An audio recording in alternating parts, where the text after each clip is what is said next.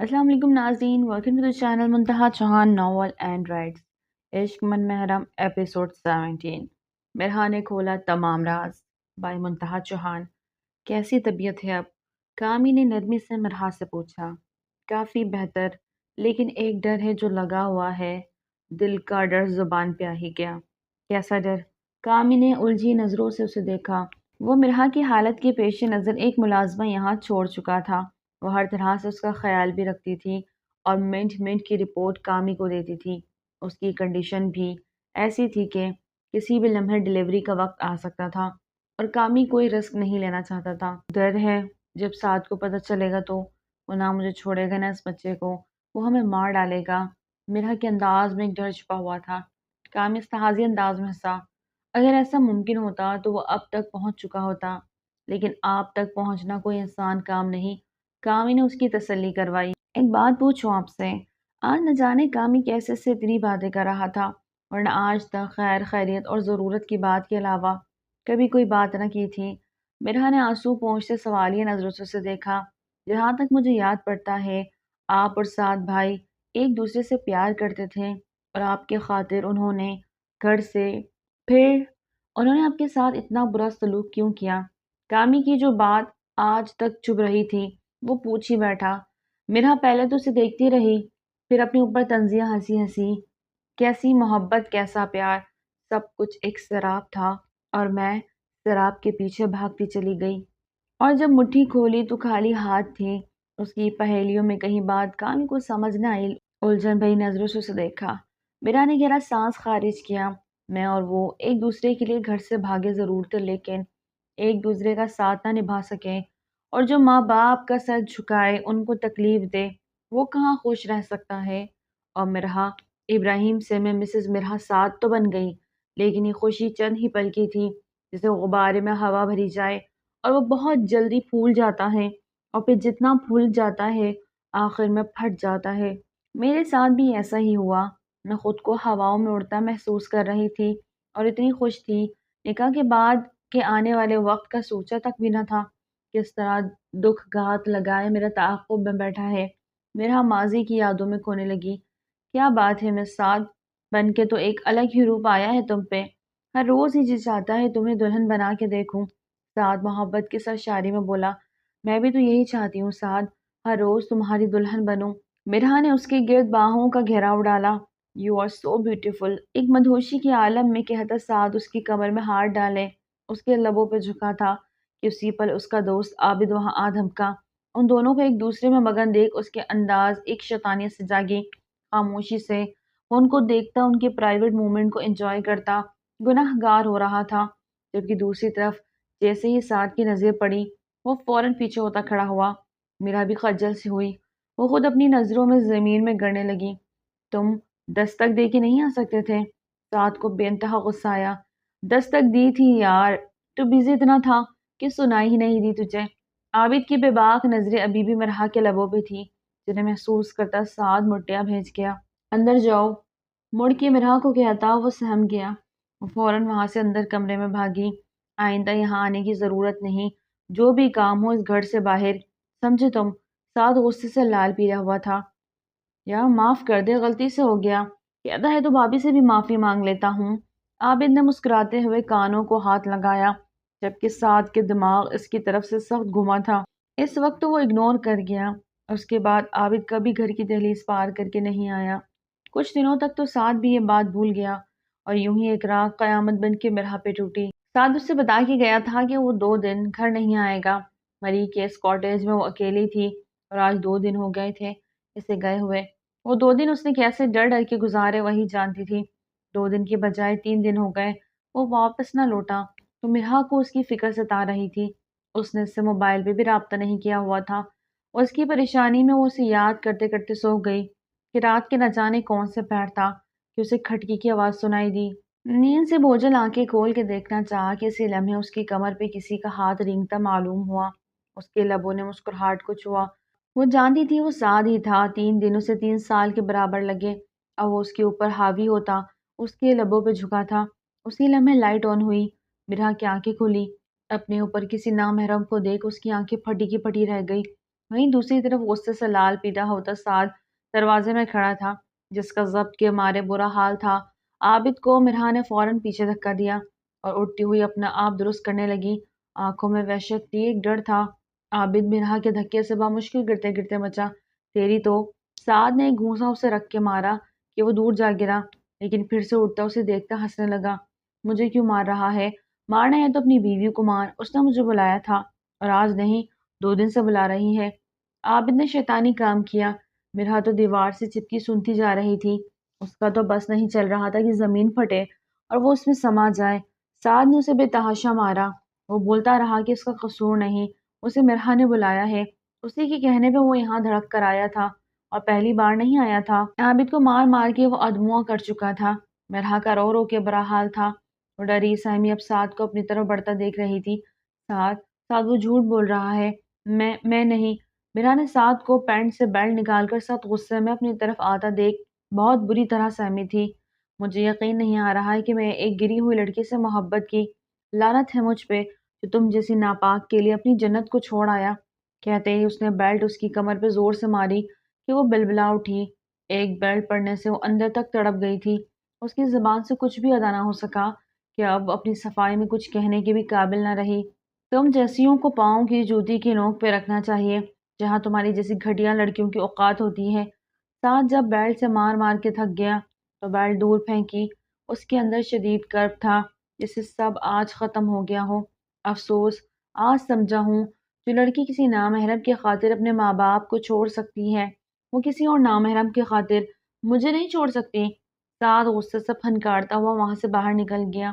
وہ نہیں چاہتا تھا کہ مزید وہاں رکے، ورنہ وہ مرہا کی جان لے لیتا، لیکن جانے سے پہلے بے ہوش عابد کو وہاں سے لے جانا نہ بھولا تھا، جبکہ مرہا وہیں بے ہوش ہو چکی تھی۔ سعد ایسا گیا کہ 2 دن تک اس نے پلٹ کے خبر نہ لی۔ مرہا خود ہی اٹھی، زخم سے چور اپنے جسم کو سمیٹا۔ اس کے جسم کا ایک ایک ذرہ دکھ رہا تھا۔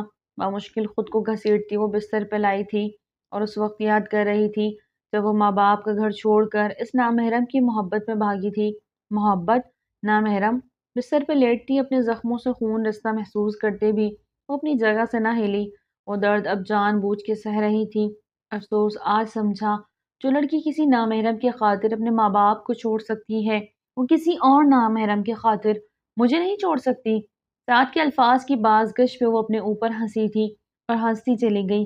ہنستے ہنستے اس نے کروٹ بدلی تھی اور پھر بے تحاشا ہنستی چلی گئی اور ہنستے ہنستے آنکھوں میں آنسو بھر گئے۔ آنسو گرتے گرتے بستر میں جذب ہونے لگے۔ تم اسی لائق ہو جو ماں باپ کی پگڑی اچھالتے ہیں بڑی محفل میں، ان کے ساتھ اس سے بھی بدتر ہونا چاہیے۔ میرے ساتھ وہ ہچکیوں سے رو دی، لیکن میں ناپاک نہیں، میں وفا نہیں، میں وہ جھٹکے سے اٹھی تھی اور زور زور سے چلاتے ہوئے رونے لگی تھی۔ نہیں ہوں میں بے وفا، نہیں ہوں ناپاک، میں نے تم سے سچی محبت کے ساتھ تم نے مجھے میری نظروں میں ہی گرا دیا۔ کاش، کاش میں تمہیں چھوڑ دیتی، اپنے رب کے سامنے گڑ گڑاتی، اس سے مانگتی، گھر سے نہ بھاگتی۔ یا اللہ، بے اختیار اوپر دیکھتے اپنے رب کو پکارا، مجھے موت دیتے۔ وہ بلک بلک کے رو رہی تھی۔ اسے ماں چاہیے تھی، ماں کی گود جس میں سر رکھ کے وہ اپنا دکھ کہہ سکے، باپ کا کاندھا جس پہ سر رکھ کے وہ اپنا غم ہلکا کر سکے، لیکن وہ سب کچھ اپنے ہاتھوں سے برباد کر کے آئی تھی۔ اب اس کے پاس نہ ماں کی گود تھی نہ باپ کا کاندھا۔ مجھے معاف کر دے امی، مجھے معاف کر دے، میں بہت بری بیٹی ہوں، بہت بری بہن۔ سوچتے ہوئے اچانک انفعال کا خیال دماغ میں کوندا۔ اس کا ہونے والا سہاگ لے کے وہ بھاگی۔ ایک پل کو نہ سوچا کتنی جگہ ہنسائی ہوئی ہوگی اس کی، سب نے لڑکی پہ انگلی اٹھائی ہوگی۔ یا اللہ، میں تو معافی کے لائق بھی نہیں۔ اپنی دنیا میں مگن ہوتے وہ سب بھول گئی تھی۔ میں کتنا بڑا گناہ کرائی۔ وہ منہ پہ ہاتھ رکھے ہچکیوں سے رو دی، لیکن اب وہ کچھ بھی کر لیتی، سعد کی قید سے نہ وہ فرار ہو سکتی تھی نہ اس کے خلاف جا سکتی تھی۔ لیکن ایک بات طے تھی، وہ اس سے نفرت کرنے لگی تھی۔ اس نے سوچ لیا تھا اب وہ کوئی صفائی نہیں دے گی۔ سعد کو اسے مارنا ہے، مارے، جان سے ہی کیوں نہ مار دے، لیکن اب وہ بالکل کچھ بھی نہیں کہے گی، کچھ بھی۔ 1 ہفتہ گزر گیا، وہ نہ آیا۔ ٹھیک 1 ہفتے بعد وہ واپس آیا۔ مرہا کے زخم بھی کسی حد تک بہتر ہوئے تھے۔ ایک بار پھر وہ زخم دینے آ رہا تھا۔ دروازہ کھلا اور وہ نشے میں دھت اندر داخل ہوا۔ ایک پل کو مرہا کا دل سکڑا تھا۔ کیا وہ نشہ بھی کرنے لگا تھا؟ کیوں؟ مرہا کو اسے یوں دیکھ کے دل کٹ سا گیا۔ لیکن اس کے باوجود وہ خود سے اس کے قریب نہیں گئی تھی۔ یہاں آؤ، بستر پہ بٹھا سپاٹ انداز میں مرحا کو بلاتا اسے سہما گیا۔ میرا آگے نہ بڑھی، سنا نہیں تم نے، یہاں آؤ۔ وہ پھنکارا کہ مرحا لرزتی اور کانپتے لرزتے وجود کے ساتھ مرے مرے قدم اٹھاتی اس کے پاس آتے کھڑی ہوئی۔ اس نے لال انگارہ آنکھیں اس کی طرف اٹھائی۔ اس کی نظروں میں کچھ نہ تھا، نہ نفرت نہ محبت۔ کون سی بھوک تھی تمہیں جو پوری نہ ہوئی اور نامحرم کے پاس جانا پڑا؟ سعد کے تلخ بھرے اور تصحیح آمیز الفاظ سنتی وہ کانوں پہ ہاتھ رکھ گئی۔ اس کا دل خون کے آنسو رونے لگا۔ تم نے یہ ڈرامے بند کرو میرے سامنے، تو یہ ڈرامے نہیں چلنے۔ وہ بستر پہ پیچھے کی طرف ہاتھ رکھے اس پہ وزن ڈالے پیچھے ہوتا اسے سر سے پاؤں تک دیکھنے لگا۔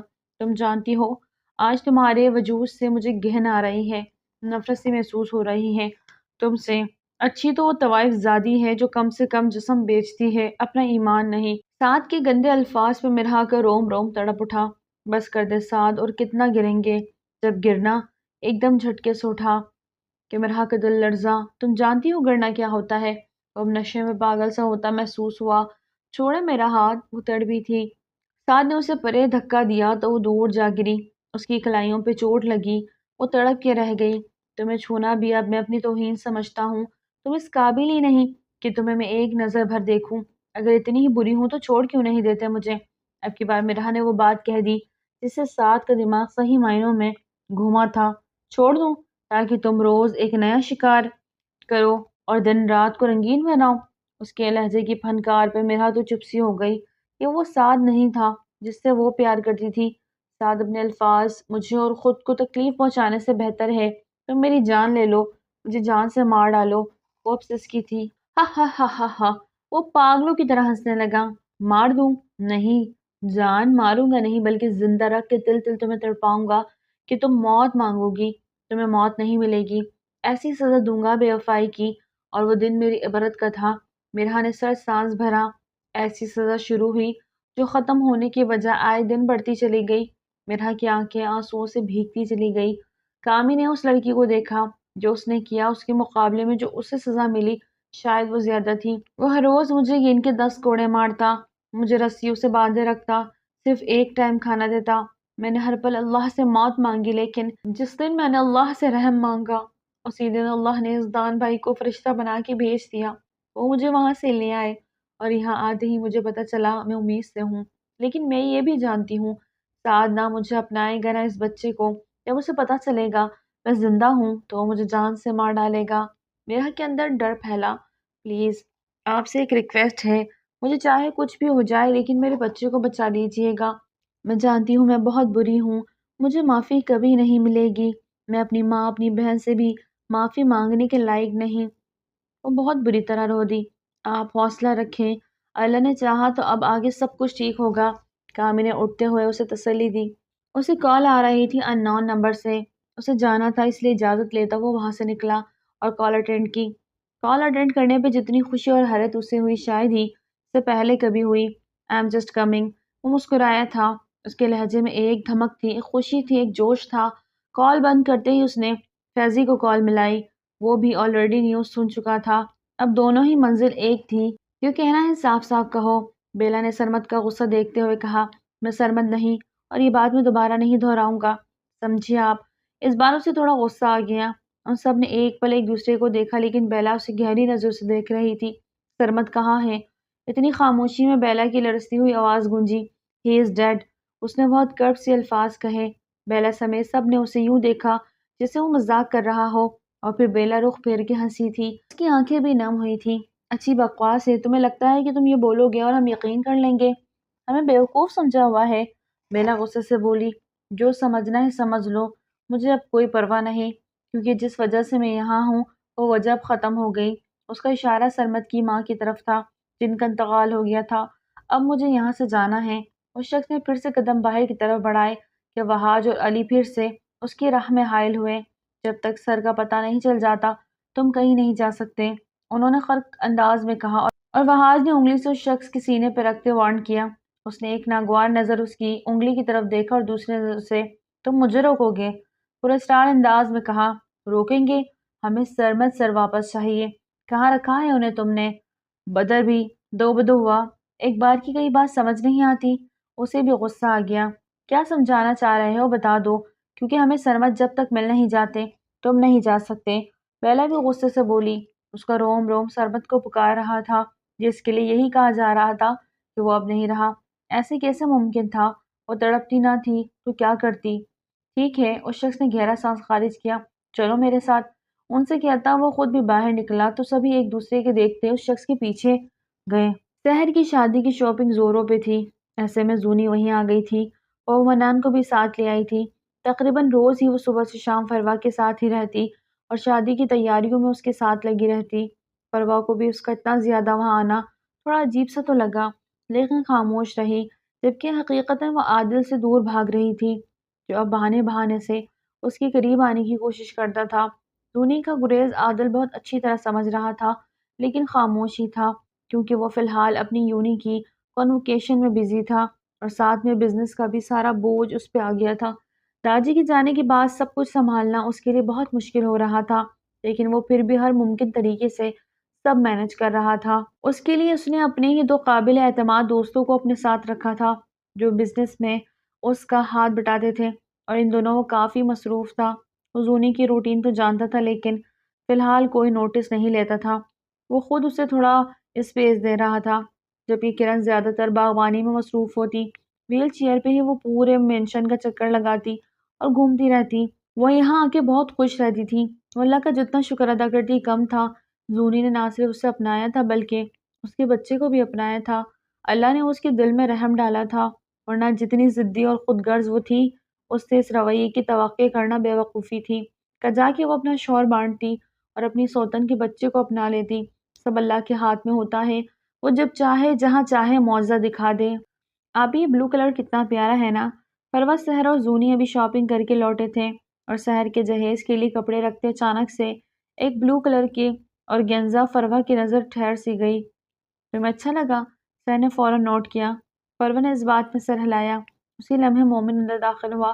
پھر اب یہ تمہارا شادی پہ یہی پہننا؟ سر نے پیار سے اسے وہ سوٹ دے دیا۔ ارے نہیں، مجھے بس اچھا لگا، اتنا ہیوی کون پہنے گا؟ ناجی، اللہ تمہاری نصیب اچھے کرے۔ فروا نے دل سے اسے دعا دی، لیکن سحر نے زبردستی اسے وہ سوٹ دینا چاہا۔ سحر، یہ تمہارا اور تم رکھو، فروا کو میں خود اپنی پسند سے شاپنگ کرواؤں گا۔ مومن نے آتے ہوئے فروا کو محبت بھری نظروں سے دیکھتے کہا تو ان تینوں نے حیرانی سے اسے دیکھا۔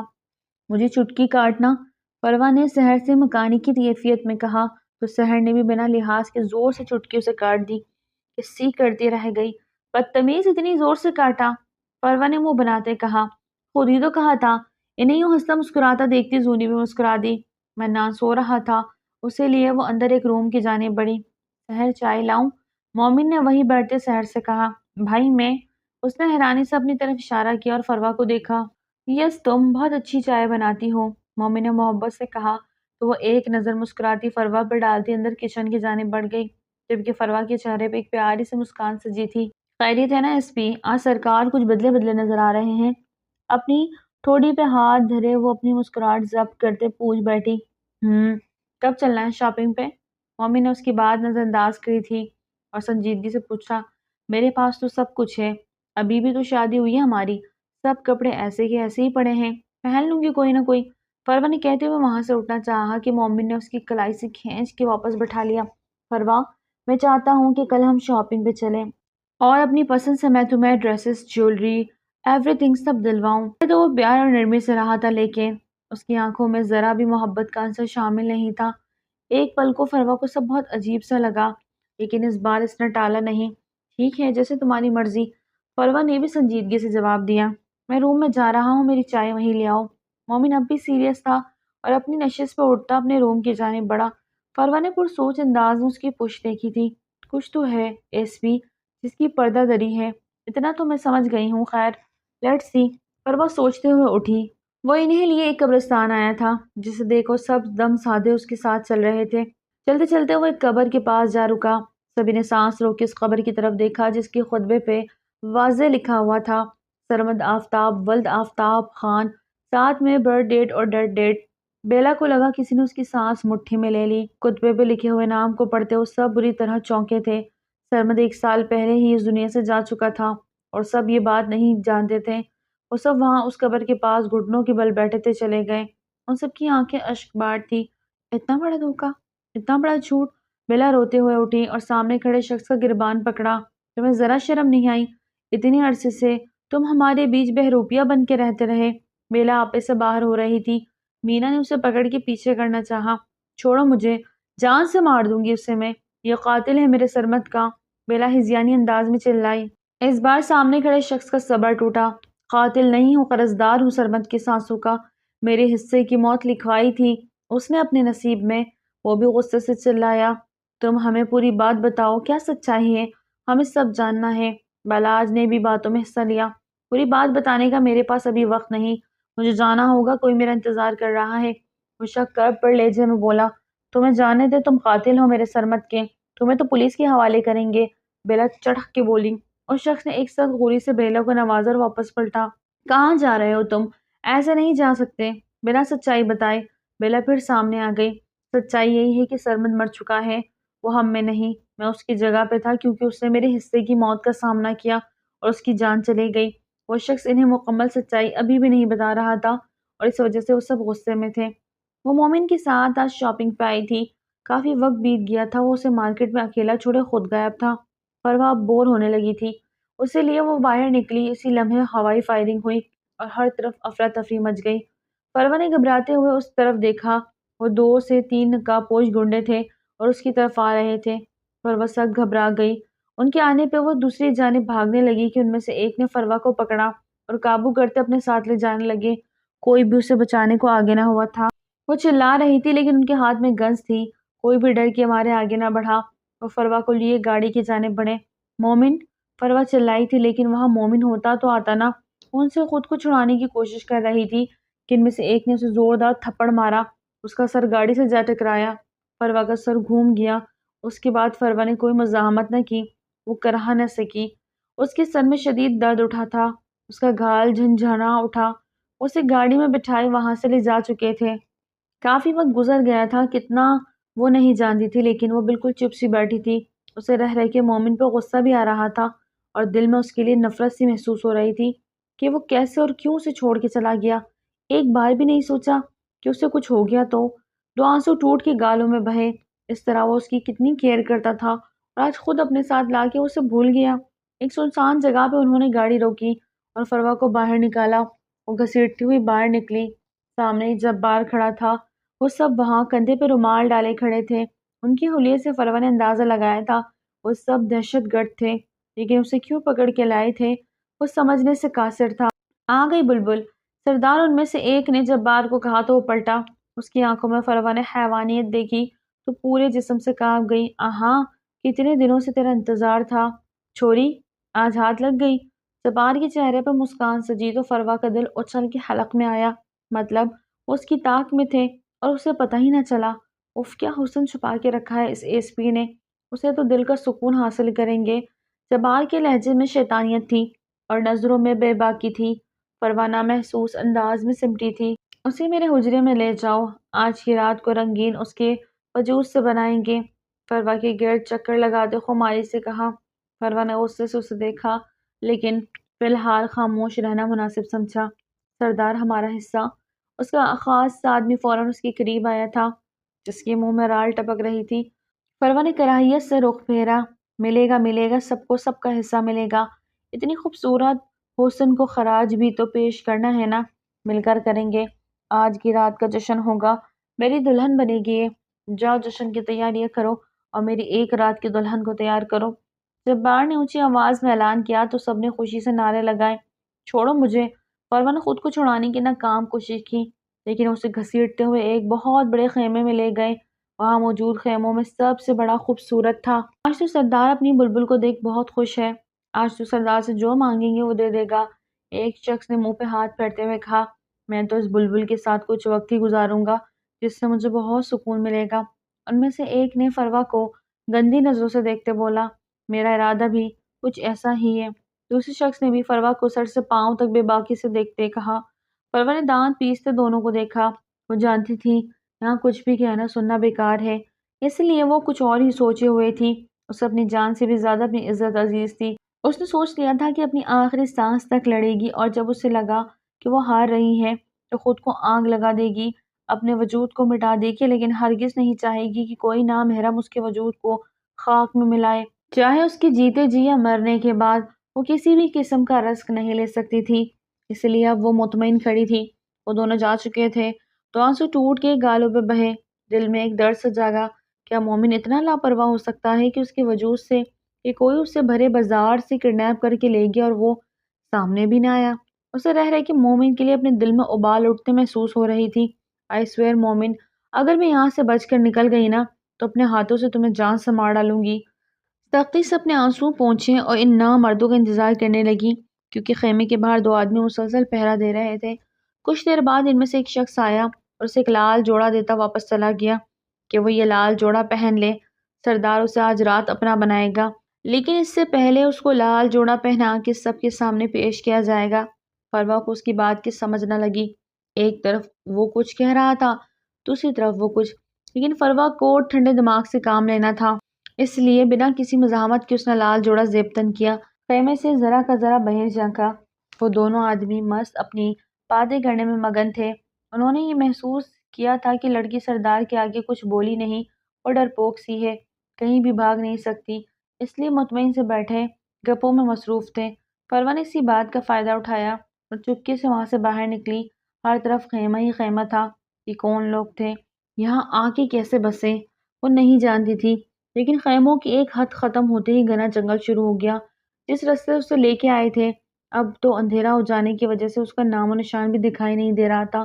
ان بھیڑیوں سے بہتر ہے جنگل کی بھیڑیا مجھے چیر پھاڑ کر کھا جائے۔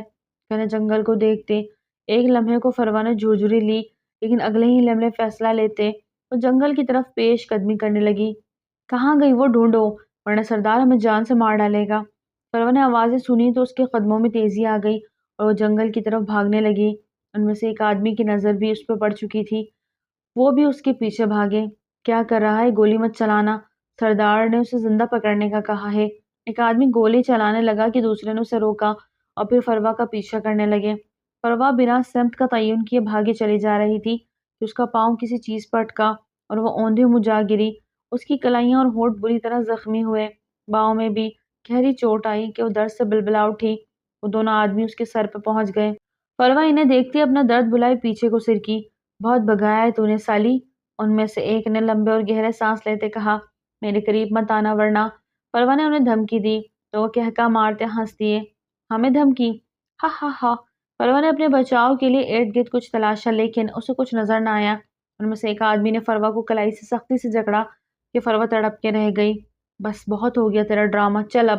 وہ کندھے پہ بندوق رکھے فروا کے لیے سردار تک پہنچا۔ سردار نے فروا کو دیکھتے دانت پیسے، اسے سے آگے بڑھا اور ایک زور کا تھپڑ اس کی گال پر رسید کیا کہ لہرا کے زمین بوس ہوئی۔ اسے ہر جگہ گھومتی ہوئی نظر آئی۔ سردار، پٹھان اور اس کے آدمی آ گئے، ایک شخص نے بھاگتے ہوئے کہا۔ بھیج دو ادھر ہی۔ سردار دوسری طرف مڑا۔ 4 سے 5 لوگ وہاں آ موجود ہوئے، وہ بھی کم و بیش ان جیسے تھے۔ فروا کا نڈھال وجود وہیں پڑا تھا۔ وہ نیم واقع آنکھوں سے ان سب کو دیکھ رہی تھی۔ اس نے اپنے اللہ سے موت مانگی تھی۔ جس حالت میں وہ وہاں موجود تھی، اس لال جوڑے میں اس کے جسم کے نشیب و فراز سب واضح ہو رہے تھے۔ اس کی آنکھ سے آنسو بہے تھے۔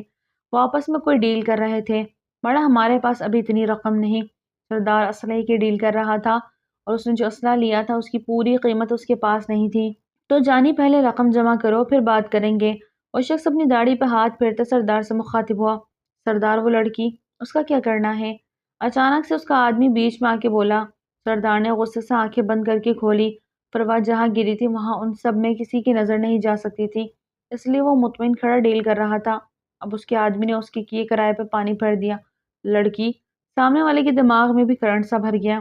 سردار، کون سی لڑکی؟ ہمیں بھی دیدار کرا دو، کیا پتا تمہارا صلاح کی رقم ہی معاف ہو جائے، خباثت سے کہا۔ سردار کو بھی ڈیل اچھی لگی، اس لیے فوراً راضی ہو گیا اور اپنے آدمی کو بلا جا کے اسے ادھر لے آؤ۔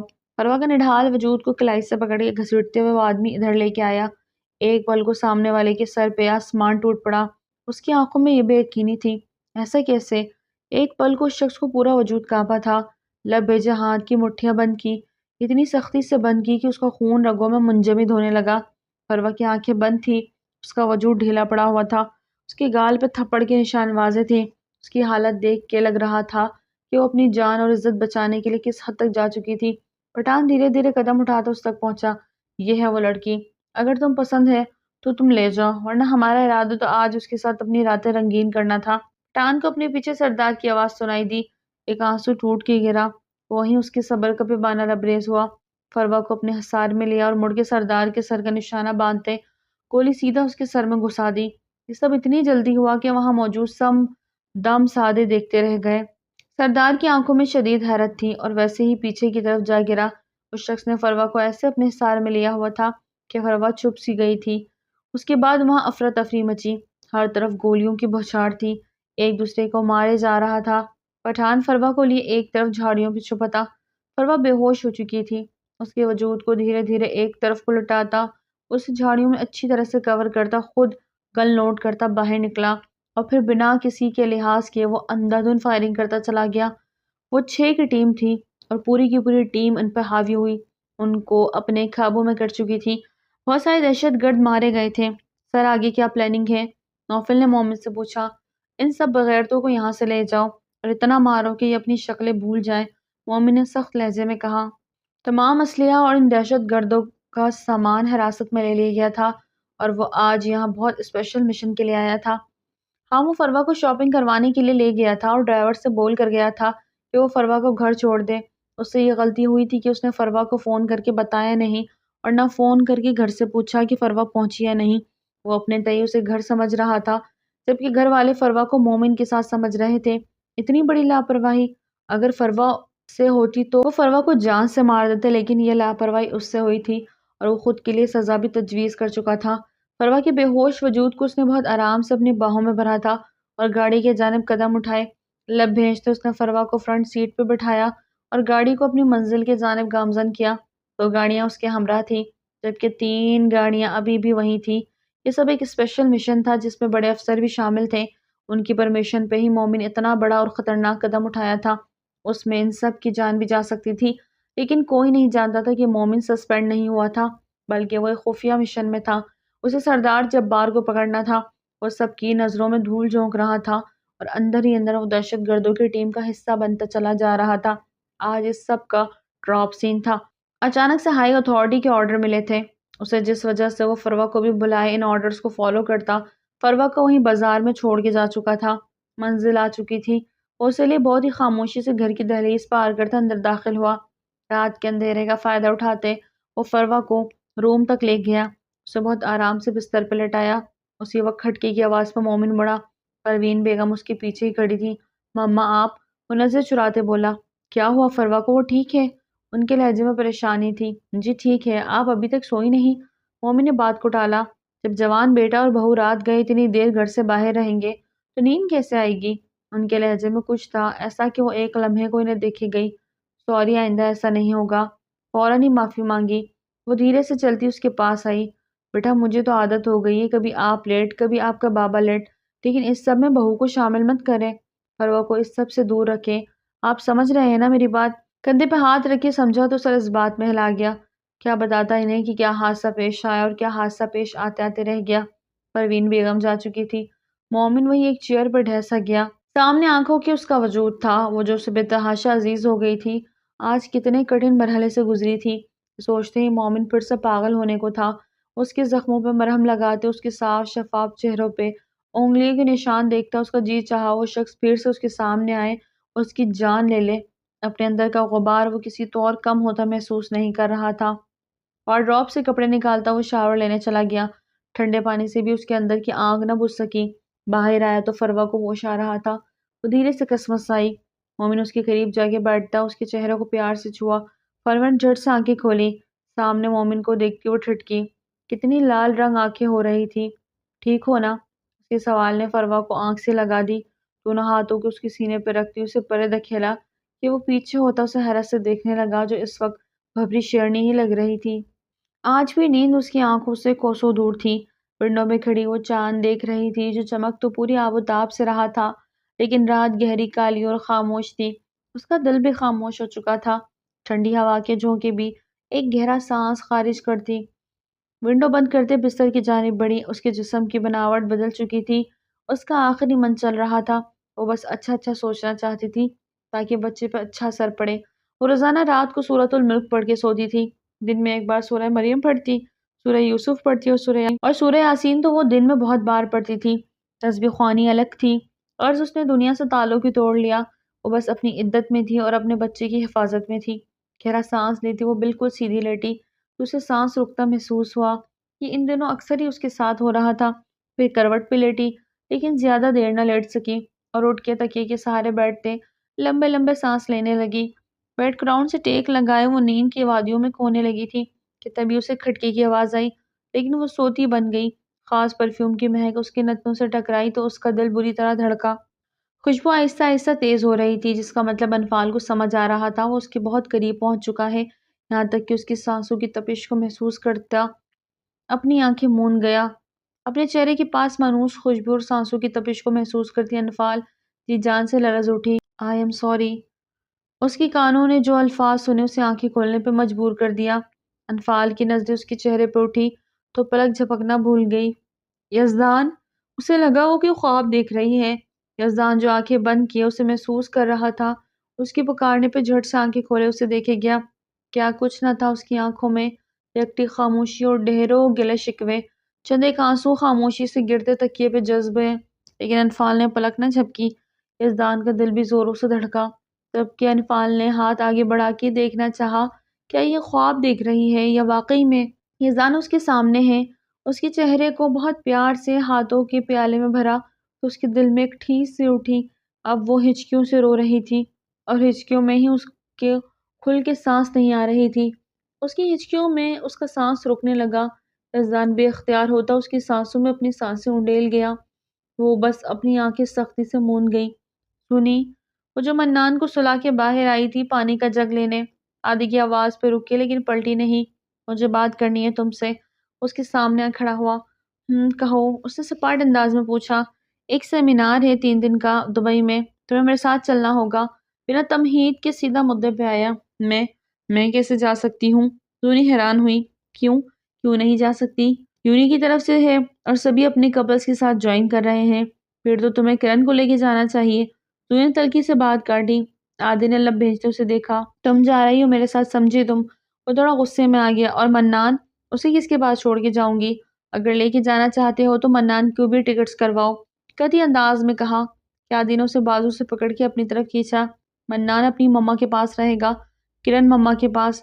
اس کی زونی مما میرے ساتھ جائے گی اور وہ بھی بنا کسی مزاحمت کے، ورنہ تم جتنا میری ڈھیل کا ناجائز فائدہ اٹھا چکی ہو، اب وقت آ گیا ہے سود سمیت بدلہ لینے کا۔ اس لیے مجھے مجبور مت کرنا کچھ بھی ایسا کرنے پہ جو تم سہ نہ سکو۔ ایک ایک لفظ کو ٹھہر کے ادا کرتا وہ زونی کی جان سکھا گیا۔ السلام علیکم۔ کوئی بھی کپل اگنور نہیں ہوتا، سب کو ان کے وقت پہ سامنے لانا ہوتا ہے۔ اور ناول سسپینسفل، اگر ساری گتھیاں شروع میں ہی سلجھ جائیں گی تو مزہ نہیں آتا۔ آپ ناول کو انجوائے کر کے پڑھا کریں اور اپنی پسندیدہ کردار پہ تبصرے کیا کریں۔ کامنٹس میں کنجوسی کرنے لگے ہو سب، یہ ناول اینڈ ہونے جا رہا ہے، جی تو اس کا سیزن 2 چاہیے، کوئی نیا ناول کامنٹ میں بتائیے گا ضرور۔ جزاک اللہ۔